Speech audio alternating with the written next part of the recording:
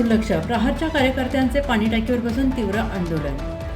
3 दिवसांच्या आंदोलनानंतरही प्रशासनाने दखल न घेतल्याने संतप्त आंदोलनकर्त्यांचा आक्रमक पवित्रा।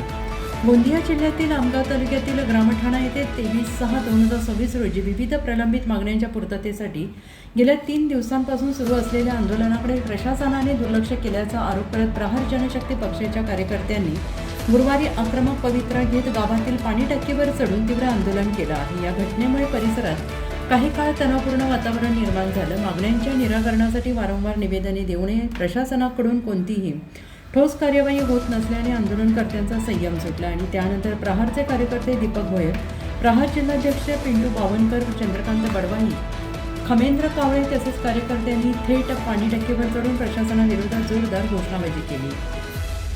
आंदोलनकर्त्यांनी प्रशासनाला इशारा देत सांगितलं की जनतेच्या प्रश्नांकडे सातत्यानं दुर्लक्ष होत असून मागण्यांचे तातडीनं निराकरण न झाल्यास आंदोलन आणखी तीव्र करण्यात येईल।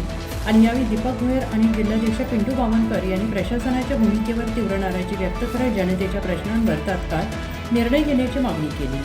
पाणी टाकीवर चढून आंदोलन केल्याची माहिती मिळताच स्थानिक प्रशासन आणि पोलीस यंत्रणा आंदोलनस्थळी धाव घेतली।